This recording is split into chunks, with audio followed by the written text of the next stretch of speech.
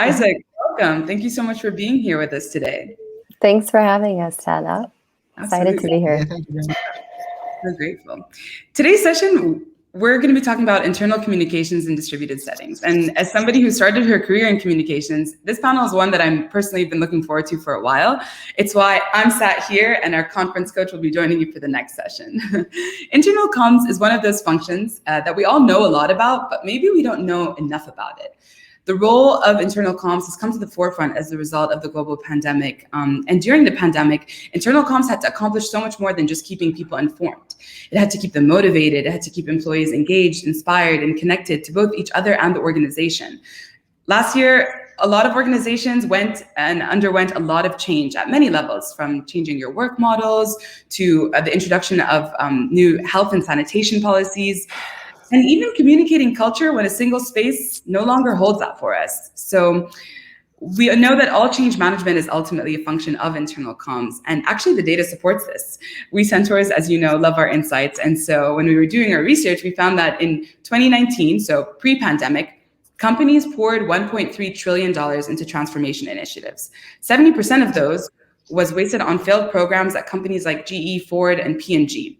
The biggest reason? Failure to effectively communicate their goals, strategy, purpose, and outlook with their employees. So we're here today with two incredible speakers to explore how to do internal comms right.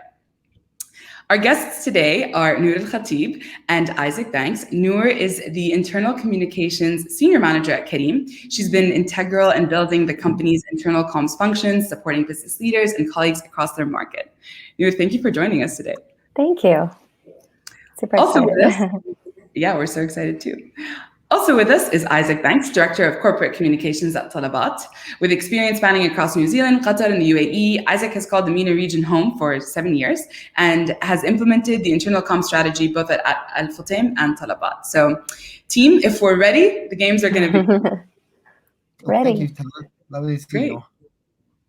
Awesome. So I'm going to start us off with more of a general question, because depending on who you ask, there's dozens of definitions of what internal comms is. So it might sound a bit silly, but I'd like to ask you guys, can you share what internal comms or internal communications is to you? And maybe Noor, we can start with you. Yeah, sure. So like you said, and it's something people know about, but maybe they don't know enough about it. And in the most basic sense, it's really how an organization communicates with its people, and how people within that organization also speak to each other.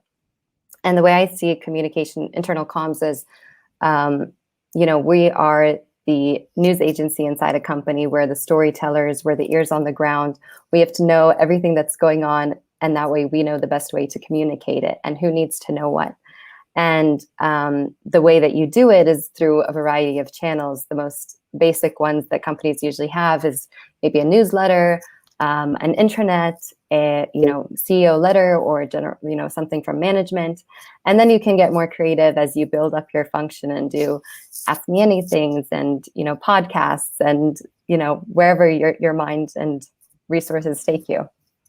And really, it's also tied to, like you said, keeping people aligned to the business, also culture, keeping people engaged and motivated. So it kind of touches a lot of areas in a company. Absolutely. Yeah. Thank you so much for that. Isaac, would love to also hear from your perspective. Yeah, it's very much a lot of what Noor said, right? I'll add to that just a little bit though. So for me, internal comms, as you said, it's how you communicate with your internal ecosystem. It's the base of how you really elevate the organization internally. It helps you create a solid foundation and a platform for all the kind of channels and all the initiatives that Noor mentioned. Plus, it creates that solid platform and allows your leaders to lead and inspire, and also allows your people to be able to give and receive feedback, and ultimately for you to be able to act as that news agency, as Noor said, and basically give everyone in your organization a wider 360-degree view of what the business does. Mm-hmm. Yeah, I love that. This idea that internal comms is the news agency of the organization. I'd like to know it varies from company to company, and I think we know that, but in your opinion, who should be leading internal comms in organizations? Sometimes it sits with HR, sometimes it sits with IT, but I'd love to hear from your perspective where you think it sits. I think it should with a communications function. In a lot Yeah. of different companies throughout the region, communications sometimes fits under a people operations standpoint or an HR standpoint, when really the kind of key aspect of communications, whether it's external or internal, is all about company reputation, brand awareness, etc., etc. So communications should be its own function under a kind of CEO level, and that's where internal communications should sit underneath that, with dotted lines into your key other stakeholders, because obviously internal communication is like a synthesis inside the organization. Yeah, I'd agree with that. And I think what happens when you club it with HR or people function or IT is you're missing out on the view of what else is happening in the organization, because it's also about business alignment and celebrations and obviously like a huge part of it is working with the people team as well, but you risk losing some of the other elements. Absolutely. Yeah. Thank you both for sharing. I do agree, and I couldn't agree more. I think that internal comms is unique in the sense that it sits at the intersection of so many different functions within an organization. And at the same time, it's the one skill set that has the ability to bring them all together. So thank you for that. I'd like to know, in terms of like the metrics that you measure from telling how effective internal comms is, can you tell us a little bit about those metrics? Maybe Noor, we'll start with you, and kind of how you gauge to what extent your message is landing and resonating with your teams. Yeah, so we're a tech company like Talabat, and so it's all about numbers and measurements. So we have a lot of that, and we really measure. So, for example, we have about like 8 or 9 different channels that we use, and so we'll measure each channel, how many people are looking at the channel, how many people are reacting to each content piece, how many reactions, are people reading the blurb or are they clicking on the link, on the internet, how many views are we getting, which sections are getting the most views. So we really break it down by a lot of sections. And same, for example, our all hands, how many people are logging in live, watching it afterwards, from which market, where do we maybe need to work on building engagement. So there's a lot of metrics you can get actually from internal comms, even though measuring comms is not always the easiest. But there's definitely a lot you do. We also use Peakon or an NPS to measure. We are big on feedback at Careem, so we always ask people for feedback, and they're able to rate us on a monthly basis. How effective is comms? Are you informed enough to do your job effectively? And they give us great feedback all the time, and where to improve, where things are going well. Yeah, that feedback loop is always so helpful. It's a way that we grow, right? Iteration. Isaac, I would love to hear from you and some of the metrics that you guys are measuring from an internal comms perspective at Talabat. Yeah, our communications function is a little bit more in its infancy than Careem's. I think when I was first hired, we didn't really have too much of an internal comms function, so I kind of built that out with the help of my team.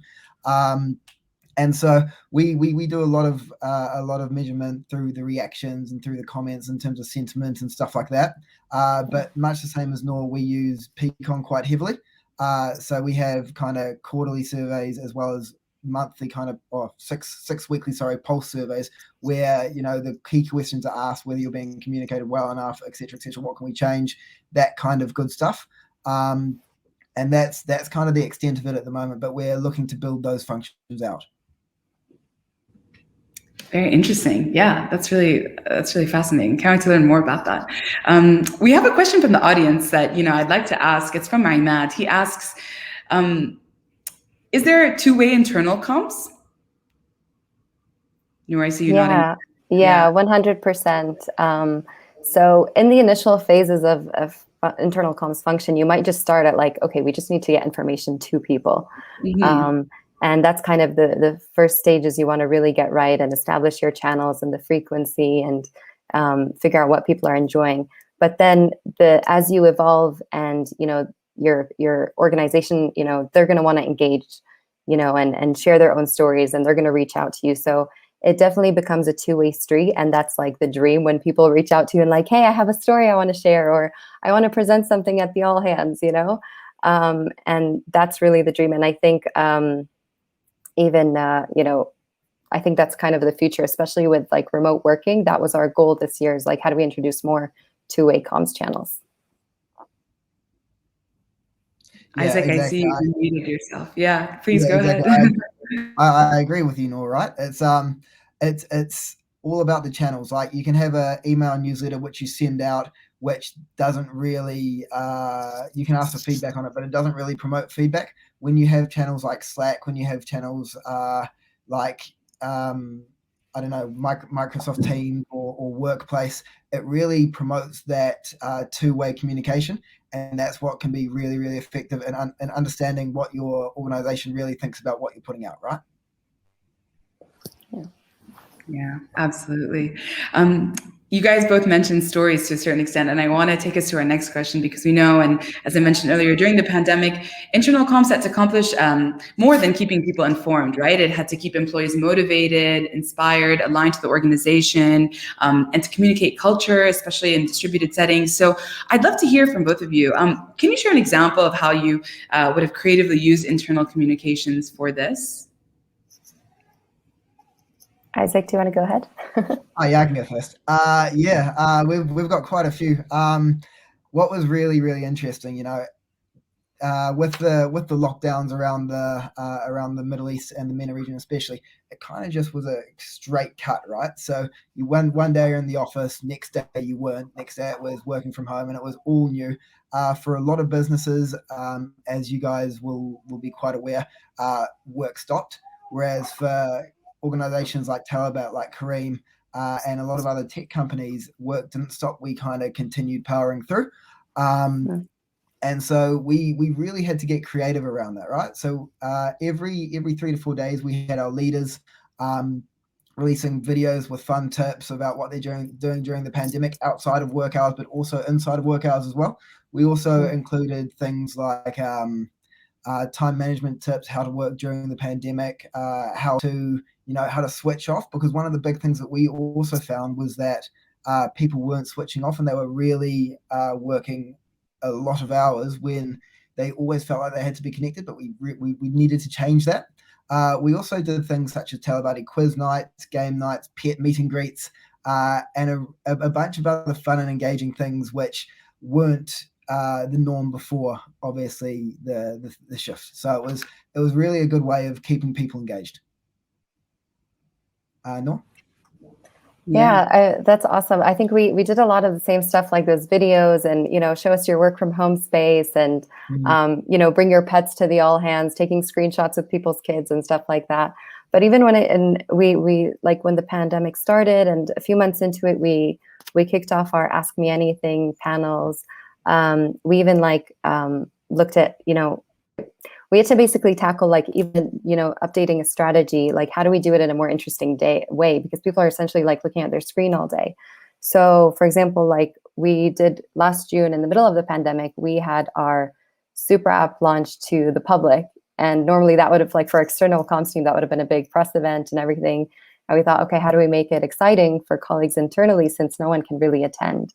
And we did kind of a social media takeover, but on our Slack, global channel, and live updates, GIFs of everyone doing the COVID handshakes, and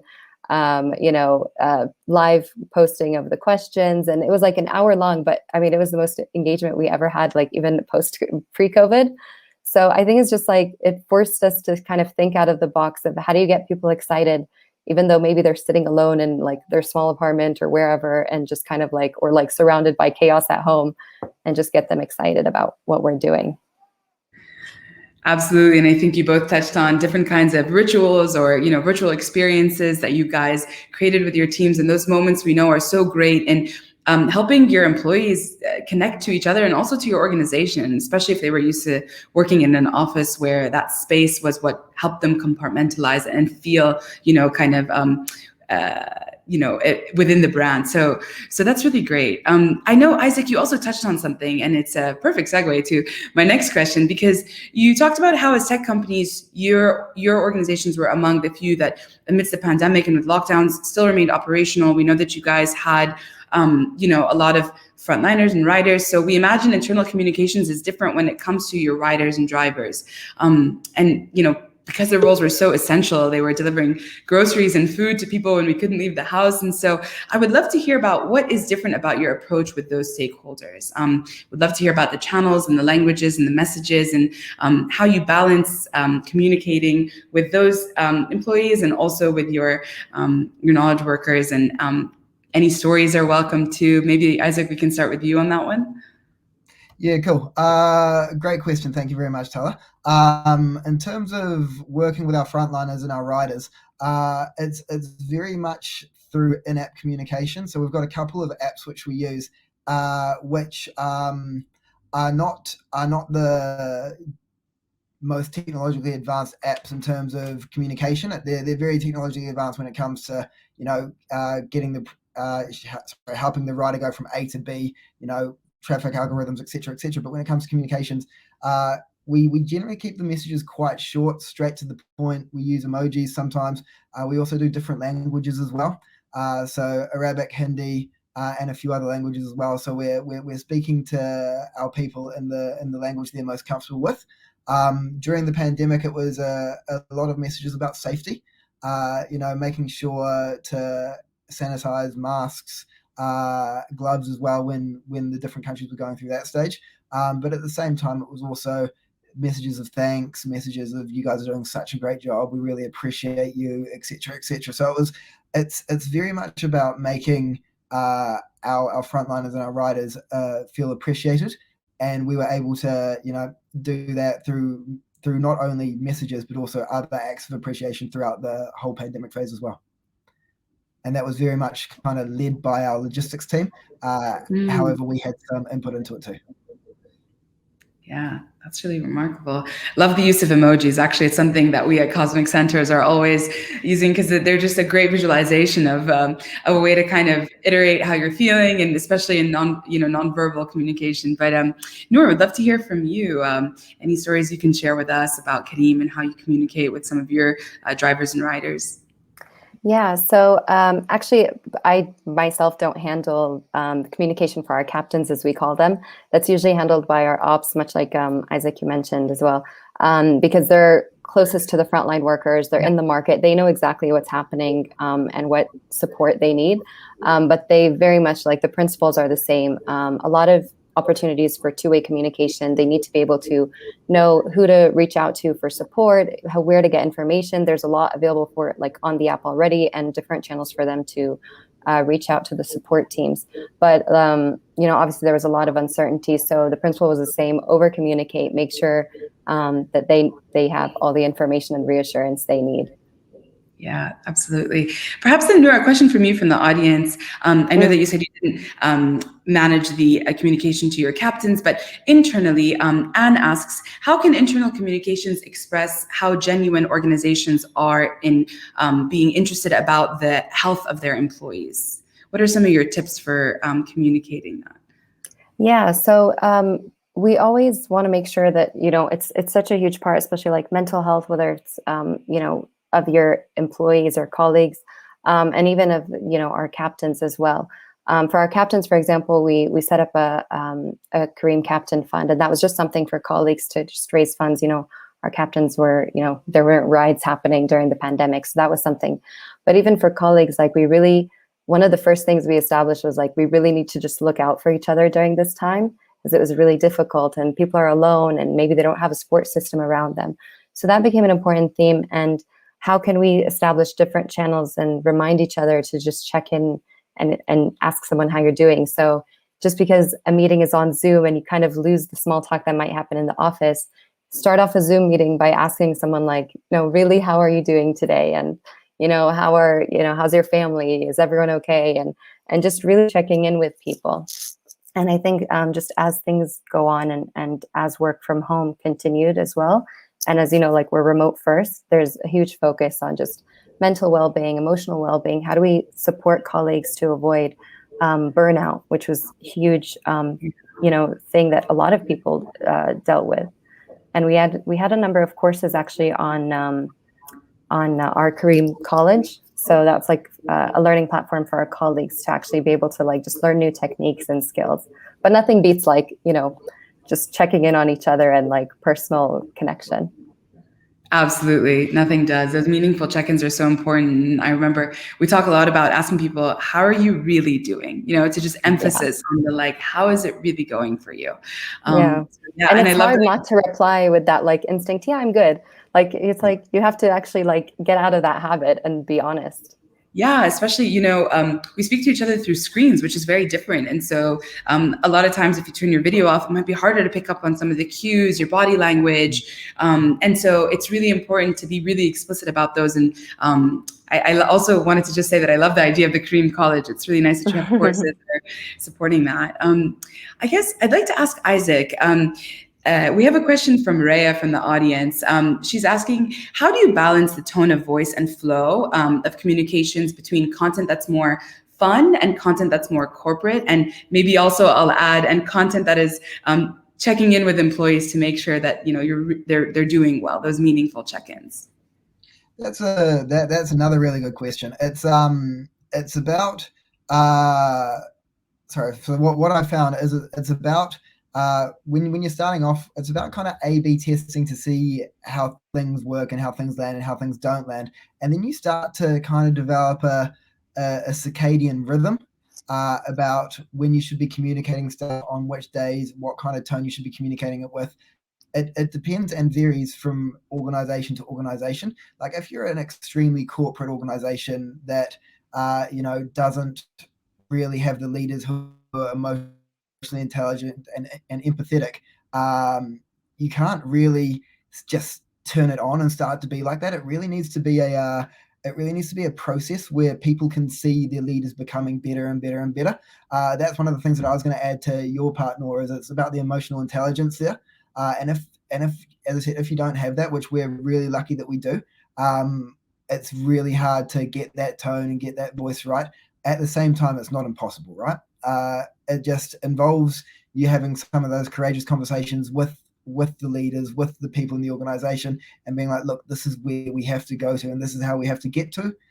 So this is the steps that we need to take to get there, to make our audience feel safe, to feel comforted, as well as to understand what's coming out on which channels when. I think I've answered that question. Does that make sense? That made great sense. Yeah, thank you so much for that. Absolutely. It is really interesting when we speak about like tone and messaging, and actually we have a few questions and channels, and maybe we'll come back to those in a bit. But individualizing communications is one of those things where we talk about, because we talk about individualizing the employee experience, and especially know that it's difficult to do, but it sits at the core of flexible work, and so it's something that we're learning more about. And so, but we might call you guys back to explore this topic further. I'd like to ask, in terms of teams that aren't connected through shared identity or values, we know that they don't perform in the same way. So Noor, maybe we can start with you. Talk to us about how you leverage internal communications to create alignment to the values of the organization and nurture a shared identity at Careem. Yeah, this is such an important topic. I mean, for Careem, values and purpose are number one. So they have always been ingrained in everything we do from day one, and every decision anyone makes, you always take it back to the values. Does it link back to our purpose to simplify and improve lives? So internal comms, again, that's kind of back to what our role is anyway. It's our job to embed those messages in the storytelling we do. And you need to find the different ways to do it, right? It's not just like, remember value number one, but it's, here's a great thing that this team accomplished, really living, the value of ownership or being of service to our community. We also do things like shout outs at our all hands, or on our other platforms, like give a shout out to someone who's really been living the values. It's also part of our performance activities as well. But it's as internal comms, we do a lot through the storytelling. And there's also, like, going back to the question before about tone of voice and stuff, the CEO letter or the all hands might be a bit more formal. But our CEO always brings those up. And then we might also do just, in our AMA, we'll ask someone, give us an example of something you've done today that links to our values. So those are like some examples that we use. Yeah, I love that. Thank you so much for sharing. And I love that you brought it back to the values and your purpose and your mission. Isaac, I know Talabat is also a really spirited brand. Do you have some stories you can share about how you guys leverage internal comms to create that alignment? It's if I'm really honest with you, it's much the same as what Noor just Great. Yeah. talked about. And the reason it is because I think as organizations, right, we're both kind of young tech companies who really have kind of a similar audience. Yes, it's different organizations, but similar audience to speak to internally. It's kind of, we've got the same kind of functions. It's not the same culture, but it's the same organizational setup, same company. You kind of get what I'm going for here. So it's much about storytelling. It's much about just dropping the right wordings in here and there. And making sure that people understand who we are, what we stand for, why we do it. We also do a lot of, as Noor said, a lot of stuff in our all hands town halls that we constantly kind of reinforce what people are doing with the values, etc., etc. It's very similar to what Careem does.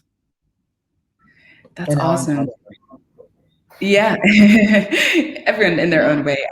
Actually, Isaac, we have a question from Lemma I'd like to put forward to you. Lemma asks, how can we utilize internal communications to integrate or onboard new team members who were recruited during the pandemic and have only met their team members and experienced the organization and the values remotely?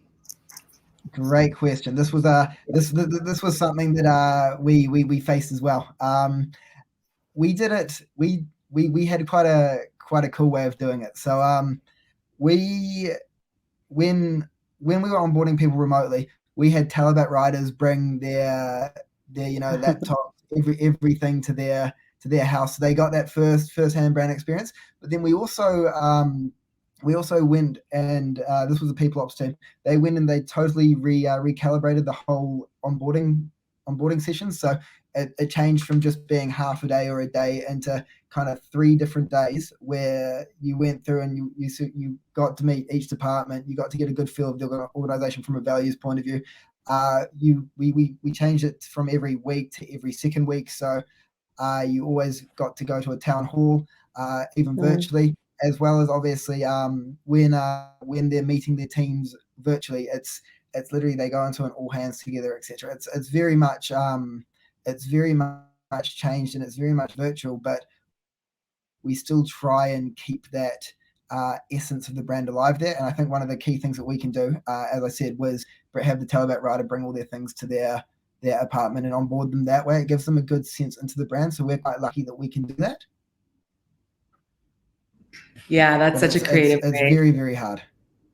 Yeah, no, that's a really creative tactic, actually. And I think it's such a good way to almost bring the brand to your employees when they're working remotely, if they don't come. So, Noor, I'd love to know, is there anything at Careem that you guys do, any stories you might share? If it's the same or a bit different, would love to know kind of how in the recruitment and onboarding process, internal communications helps to keep employees even connected to each other and the brand as well.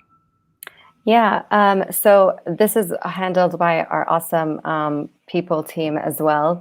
And it's a lot of similar things that Isaac mentioned. So there's a very thorough onboarding program.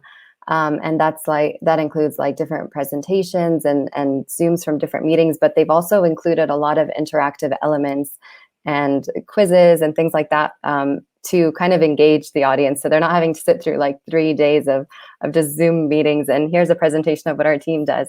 So it's a very engaging process. And there's always, they make sure that team leads are aware when their new colleague is onboarding.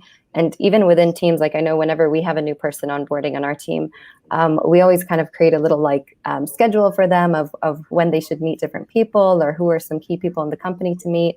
And it's so important because I think once we did a coffee and conversations session in the org, and we were this people team was matching random audience members to breakout rooms. And I ended up in a breakout room with someone who was on my team, and we didn't even recognize each other because he joined during the pandemic, and we hadn't met face to face, and he was in another city. So it's creating again those touch points because they're not getting that in-person experience. Yeah, I love that. I love that you guys almost recreated these serendipitous moments where you kind of put people together and Yeah. you're no longer walking the same hallways, but it's a great way to put them in a Zoom room and to interact and meet people. So thank you for Yeah. sharing that. We have some interesting comments about the different ways in which people are, recruiting. Jack says that they've been using a buddy system and that really works to help integrate people. So that's another really good one. I'd like to talk a little bit about miscommunication and overcommunication. And in a recent survey we did here at Cosmic Centaurs, we had over 300 respondents, and the report is going to be published soon, so please keep your eyes peeled. 42% reported that the amount of communication they have with their team increased and became overwhelming during the global pandemic. And 35% experienced a decrease in communication and considered it insufficient. So I'd like to know, maybe Isaac, we can start with you. How do you respond to that statistic? And can you tell us what you do to balance the volume and the frequency and the channels, so not to over or under communicate with your employees? 100%. I think in terms of that stat, it's not just from an internal communications perspective, right? It's I think what we can see there, and the studies that I've kind of seen, is that this was actually a Microsoft study. Teams messages went up, emails went sky high, Teams meetings, Zoom meetings went up as well. So everything's going up, and it was also going back to the point I talked about before, in the fact that when we switched from office to home, people felt the need to be online all the time because people could work flexibly. Like for instance, you get a message at 8 p.m. at night, you think, oh no, I have to respond to that. So that might have been coming in where the over communication came in. And when you're talking about that, it was about finding the balance. So it's about understanding in the organization, sending out the right messages, being like, look, guys, you don't have to, these are our key working hours. Yes, you can work outside of these hours or whatever, but we need to make sure that, people's time and people's work-life balance is being respected. And that's something that we found that we obviously needed to sort out, which we have. And another thing, on kind of a under communication level, what we did was we changed our town halls to weekly town halls, which gave a place for everyone, whether they thought they were being under communicated or over communicated. They could come in and they could have that hour per week of listening to stuff about what their colleagues have done in the organization, just to really start to feel connected again. Because the feelings of loss, loneliness, self-isolation during the pandemic were to the fore with a lot of people, especially in kind of the markets that we operate in, like the MENA markets, so Qatar, UAE, Kuwait, Bahrain, where there are a lot of expats. A lot of people live by themselves. It's really good to have those check-ins and to have those that communication point. So in terms of over communication, under communication, it was about finding that balance, as I said, and I guess it also depends on the personal preference of the person as well. Yeah, absolutely. I know, Noor, you guys also mentioned the feedback loop as part of your internal comms. Did you guys collect some feedback about how employees wanted to receive their comms through the pandemic? And if so, is there anything you can share in terms of what you learned and how you iterated based on that feedback? Yeah, sure. I mean, we didn't. We're always collecting that feedback anyway, so we didn't want to just send out another survey. But very similar to what Isaac said, I mean, in the beginning, we thought, okay, let's over communicate, even especially in those initial weeks. So same thing, we increased our all hands to weekly. Our CEO letter was weekly, and at any other time that would be like way too excessive. But at the time, people really welcomed it. Our all hands had more attendance than usual. But people really appreciated just having that extra time for questions and information. And I mean, we talked about before, we do a lot of the metrics and measurements. So we could always gauge like, okay, you know what, the attendance is starting to drop again, or it's plateaued, or, there's less, fewer reads on whatever announcements we're putting out. So let's dial it back again. And let's see, our AMAs were getting really popular. So, okay, let's make sure we're promoting those more, or, we introduced like kind of a casual kind of session like this, but for business conversation. So one of our team members would be sitting with a business leader and just, sharing information through a casual setup. Those gained a lot of popularity as well. So we started to dial that up. So it's really just kind of, you kind of have to be, you have to have structure and have your channels, but you have to monitor them well enough to know when to dial something up and when to dial it down. Yeah, so that's, I think, like the way we really did it. Yeah, absolutely. And I think to echo what both of you said, it really is that delicate balancing act, right? To kind of gauge and feel for how our employees are responding. But I have a question about kind of the future of internal communications, and I'd love to hear from both of you on this one. In most companies, internal communications isn't campaign driven. It might not be planned like an external or marketing communications campaign. But we'd love to hear what you guys think about that. Do you think it should be treated as an internal marketing function? How important is it, and how much should the investment in internal comms be from a time and effort perspective? So Noor, maybe we can start with you on this. Yeah, sure. So I 100% think it's something definitely worth investing in for a company. And I think maybe smaller companies starting out can get away with not really focusing on it in the beginning, but I think soon enough they'll realize that there's gaps, and that's when you want to definitely establish your channels beforehand. But I think the future, you said how it should be treated. So yeah, I think it does need that structure. We're quite structured with the way we handle internal comms, like from our channels, from our metrics, but we also have an editorial calendar, just like you would for external, because you need to know, okay, like we sit down with our leaders at the beginning of strategy planning, we find out what's happening in the business. So we're also aware, we're not caught off guard, like, oh, there's a huge launch happening tomorrow, and okay, let's do something creative. Because once you start planning that out, it gives you a lot more opportunity to get creative and engage your people. And sitting down with the leaders, having your calendar, and I think that's really essential. And you can still be flexible, of course, you have to be, but it's good to at least have a solid foundation. Absolutely. Isaac, I have a question for you, actually. I'd love to hear your thoughts on this, but I'd also like to know how you see the future of internal communications in a hybrid world. Yeah, much the same as Noor. The more time you have to prepare, the more kind of creative and flexible you can be with your content. I also see content, obviously, at the moment as very much king, and it's going to continue to be that way. More content heavy pieces, more video, more infographics, more kind of fun. When we're going to stay with this hybrid way of working, right? We're not going to go back to in office 100% working anytime soon for many companies.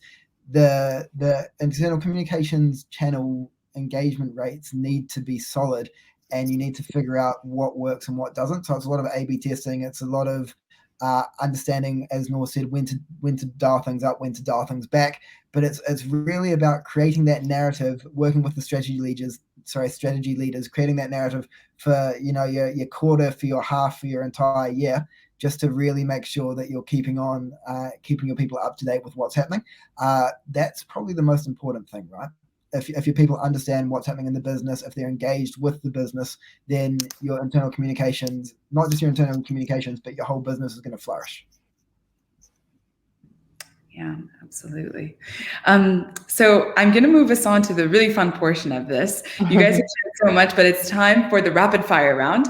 And for this, we're doing with all our panels, we have 5 questions that we want you guys to answer really quickly. So maybe we'll go Noor, Isaac, Noor, Isaac, Noor, Isaac, and we'll start there. So complete the sentence. The skill every leader needs to have today that they didn't have before is?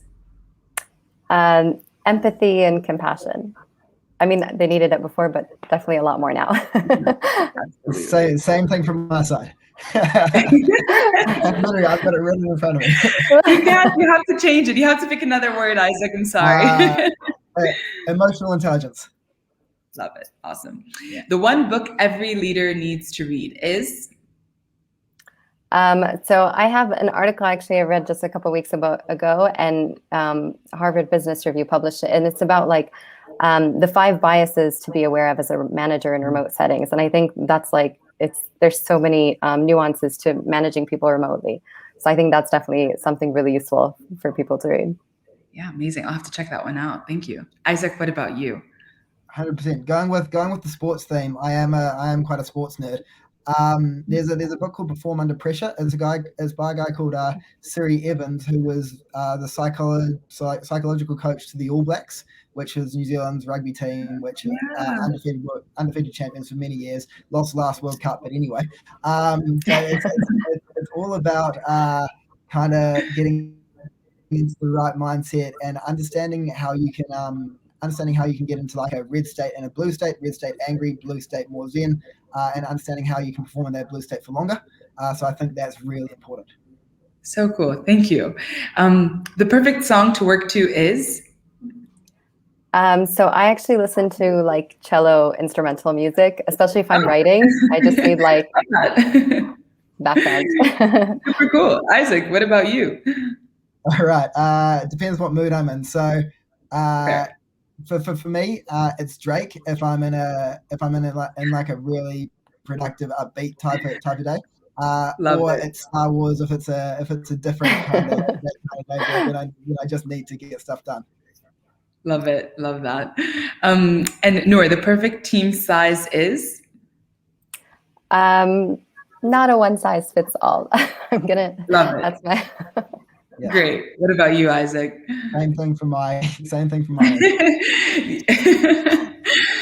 And the future of teams is?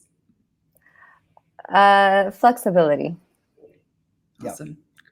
Hybrid, flexibility, family focused. Love that. Thank you so much. You guys have both given us so much to think about. I can't express how grateful we are that you came up here and you shared your insights. There are so many comments and questions, people agreeing with you, asking you more. We'd invite you, hopefully Noor and Isaac will jump in and ask any other questions. Thank you guys so much. And thank you to everybody who's tuning in. Isaac and Noor, I'm going to put you back. Thank you for your time today. And we're so grateful that you joined us. It was great. Thanks.